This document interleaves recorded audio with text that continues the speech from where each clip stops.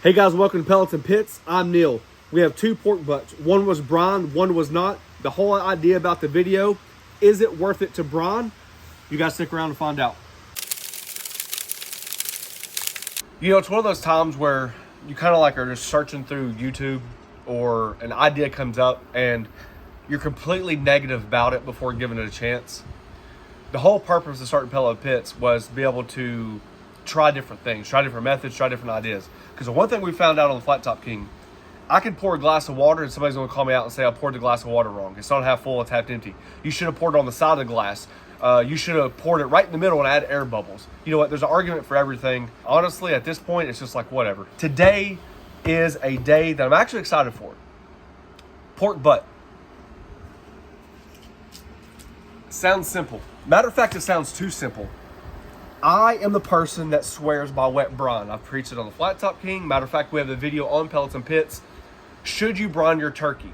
Now, we both, over the, 7 years now, have grown to love brine more and more. Yep, we only do it that way.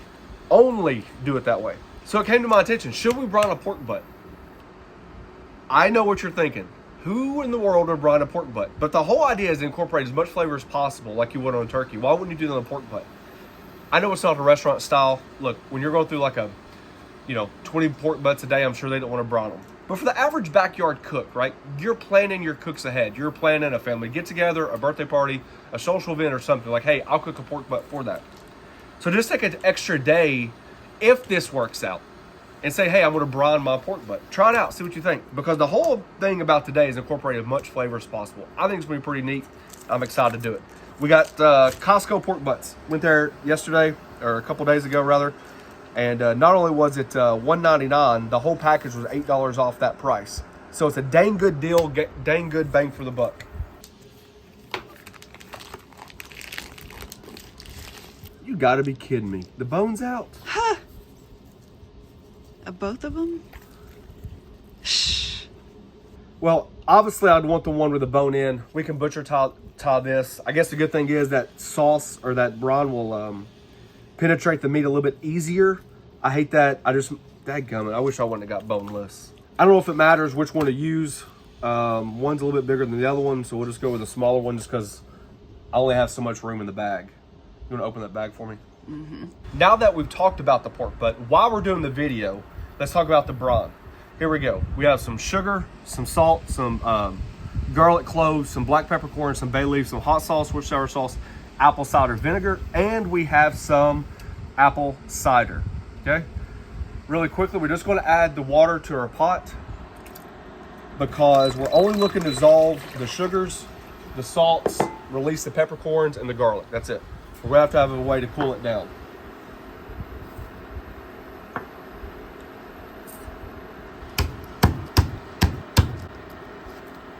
Once all that salt and sugar is dissolved, we've allowed those bay leaves to steep in the garlic. We're going to add our vinegar, Worcestershire sauce, hot sauce. The reason why I didn't add that while it's warming up, because it's just a way for it to cool back down. I'm not going to use any ice. I don't think it's needed today because of our cider. We're going to end up using the whole thing, but I'm just using this to cool down. Oh man, that's a dang good brine right there. You actually taste a little bit of the vinegar from the hot sauce. That's a good brine. I might be a winner on that one. All right, pork butt's in the bag. And to do this, we're going to try to do it without spilling. So let's be smart about this. Now this is a brine that you don't want to brine overnight. 8 to 10 hours, and we're going to inject. I typically don't inject, but I think it might, since it's such a quick brine. I'm just worried about the vinegar, the hot sauce, and all that stuff. I don't want to overkill it.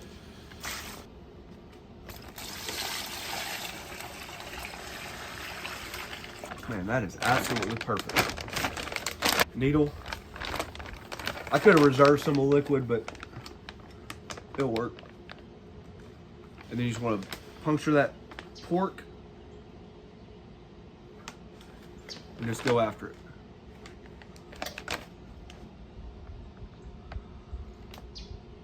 Probably doesn't need as much injection as I thought it would have, considering there's no bone in it. That did throw me for a loop, and that's 100% my fault. It's still a good deal, but I still like bone ends better.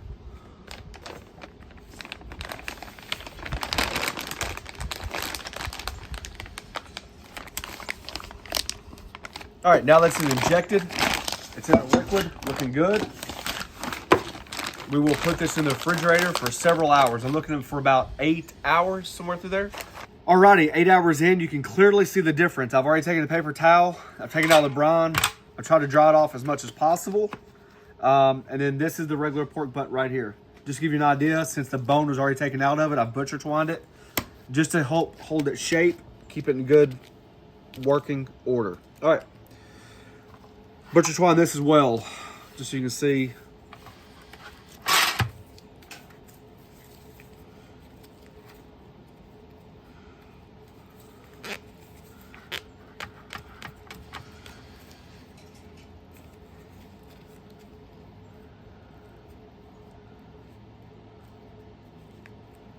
All right, so that's looking good right there. Since this is moist, we probably don't need a binder. Over here quickly, I'm just gonna use a little avocado oil just to keep it neutral. No mustard or nothing like that, since the other one won't have it. Just to make it a little tacky so the seasoning sticks. This was sitting out in the refrigerator, uncovered, on a cooling rack the whole time, so I just felt like it probably just needed a little bit of something. To keep the flavors neutral, we're also doing the Texas rub and salt, pepper, garlic, and seasoned salt. So we're gonna do a heavy dose of that, get all the sides. Like always, hit that presentation side last, which is the top side. Nice heavy coating. It's a huge piece of meat. Same thing with this, no binder, doesn't need it.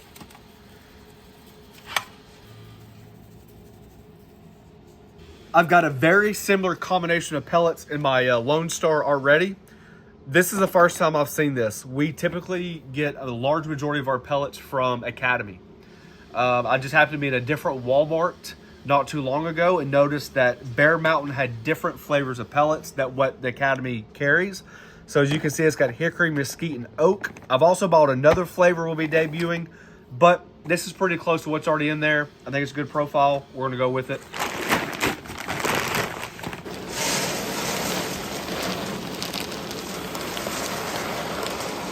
Alrighty, we're hovering about 225. This will be an overnight cook.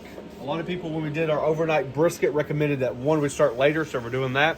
Two, we use the top shelf versus the bottom shelf, so we're doing that.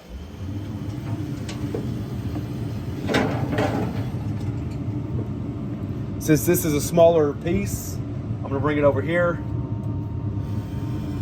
And since this is the big bad boy, we will put it right here. I'm gonna put my probe thermometers in there. And then I think it's fair to say that this one's gonna probably cook faster unless the idea of the moisture absorbing into the meat and the brine makes it a little bit more wet, which maybe holds it back even more. We might have a problem there. It'd be interesting to see what happens. If it holds back more, it might be finished done at the same time as this one, which would be pretty cool. We'll have to wait and see, but I highly doubt it. Overnight it goes. We'll see you guys in the morning. All right, guys, you're seeing my first look. I just pulled the thermometers. We'll get them over here in the light so you can see. Man, that is beautiful. Holy smokes. Look how that fat is just rendered. So this one's sitting about 180. This one's sitting about 170. So it's kind of like what we thought. Since this was smaller, even though it had moisture in it, it was still able to cook a little bit faster. But the fat rendering in this is probably the best I've ever seen. I know. So it's been 13 and a half hours.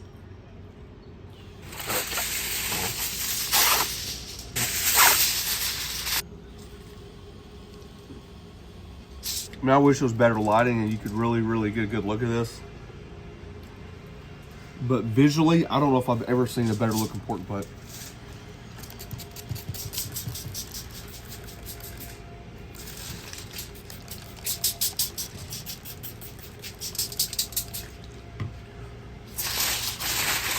All right, just looking to wrap them up. We're gonna use the full boat method. Definitely don't want to hurt that fat cap since we haven't spritzed it. You guys know I'm a big spritzer. Just get a little moisture in there.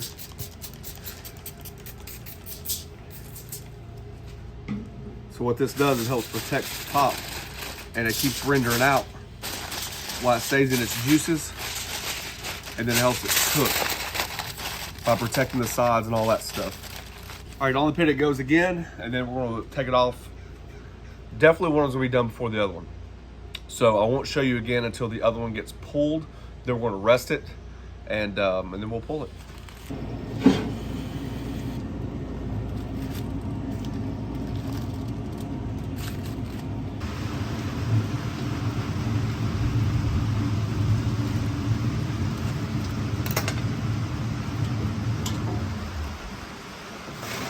I mean, that is just a thing of beauty. I mean, that is, look where I took a quick little bite. I'm telling you, the fat, I've never cooked pork butts like this, whether it be brined or not brined. It's probably the most successful pork butts I've cooked to date.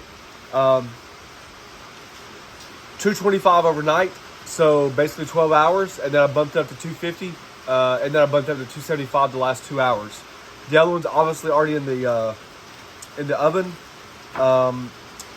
That was the bigger one. So I kind of thought this might happen, even though the other one's bigger, quite a bit bigger. With the moisture in this pork butt, I thought it might hinder the ability to climb faster. So just keep that in consideration when you're doing a brine or something like that. We haven't tasted them. I have not tasted the brine yet. So we're gonna put it in the oven, let it cool down, and then we'll shred it and see what we think. All right, so we let our pork butt rest. We've actually let it rest a few hours more than what I wanted to because it has become a monsoon. We're about to go outside. The video quality is going to suck from here on out. I'll probably cut the video, just play some music or something like that, because I think we all can agree by now that the rain on the metal roof is just horrendous. This is the oven that I mentioned several times before. I'm going to show you why I really like it. When you go to warm, you can come all the way down to 110 degrees. Obviously, that's way below the danger zone. But let's say I want to keep it at 150, 160, whatever. Let's just say 150. You could turn that baby all the way up to like 72 hours. Then it'll stay that temperature. So for any person that really wants to learn how to hold their meat properly, I highly suggest one of these. There's always a link below because I swear by it. My average, I think your average oven does 170. So ability to be able to go that 20 degrees is all the difference in the world. Well, I think we just got extremely lucky because the rain just now slowed down for the first time in several hours. So might not be as bad. So as you're looking at this, the one I'm cutting now is the brine version. As you can tell, we pulled the bone out clean. It came out clean after being cooked.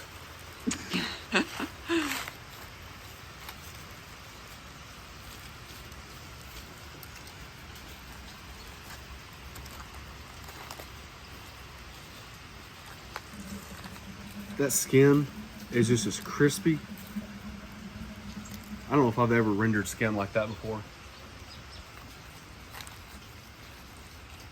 Yeah, this is damn good pork. I mean, just as moist as can be. All right, taste this. I just tasted that one. The actual, but do you taste the skin? No. You tasted all meat? Mm-hmm.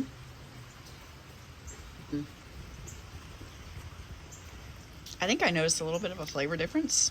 Yeah. Let's start from the basics. It took roughly the same amount of time to cook.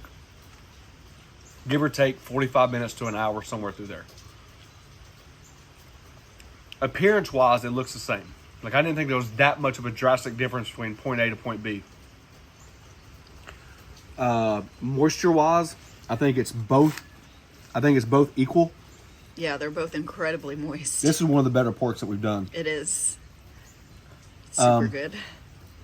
And then flavor-wise, I don't know if it matters. I think if you had this one without having that one, would you be able to tell the difference? Because No. I understand you don't. No. Because it's so faint. Mm-hmm. But you can definitely tell the difference in the two. But if you had this one separately between the bark, the seasoning, and all that, then you don't think that you'd be able to tell the brine. I didn't try the bark. I mean, it's super, super, super good. Yeah. Let me taste the bark on this one. I don't think you notice a difference really, though. If you shine the light on it, maybe this one gets a little bit darker than this one, but the flavor profile didn't change. Yeah, I don't know if it's worth the extra time and the extra money to brine it. Oh, there. On a turkey is a different thing. A turkey, brining is the way to go. And I was skeptical about how long to brine it. I mean, granted, we could have brined it overnight, but I was worried with all the vinegar and stuff, it might have eaten into the pork and started doing like a chemical reaction, all that stuff. So maybe somebody can comment and say, yes, you can brine it longer. But we brined it for 8 hours, and I injected it as well. And for it to be so close side by side, I definitely would not think it's worth it. I agree. Not for that. This is so good by itself that you can see why it's probably not done as often as what you think it should have done. They're both good. Yeah. Let me recap this method that we did. We held it at 225 overnight for 13 hours. Then I bumped it up to 250 for 3 hours. Yeah. And then 275 the last 2 hours. If that temperature swing is going to create results like this, it's going to be hard for me to do it another way. I've done 275 the whole way and busted out a butt in about 8 to 10 hours. We've done 250 for about 10 to 12 hours. But if going 225 that long on that Lone Star Grillz produces fat and flavor like this, I'm all about it. It's worth it. It's worth the longer wait. One last thing before I jump off. We actually talked while I was doing some dishes, and not having the bone didn't really seem to affect it that much. I didn't look at it and think it was dry. Matter of fact, a little bit, the opposite. It's one of the better butts that we've done. If you have an option or the ability to buy these for that price, and you're worried like I was when I first opened it that there was not a bone in there, I don't think I'd shy away from it. Would you? No, it's fantastic. Okay. Bone or no bone, it's fantastic. Yeah, these are phenomenal. And there you go. And that's why we do these. I was excited to do this. I just knew how much we love turkey brine, how much of an impact it makes side by side. We've proven that. And even through the comments from you guys, who appreciate the wet brine. And that's why we do them. So thanks for watching. Don't forget to press that subscribe button, pound the notification button, share it with your friends. Peace. We should do some pulled pork egg rolls. Oh, gosh.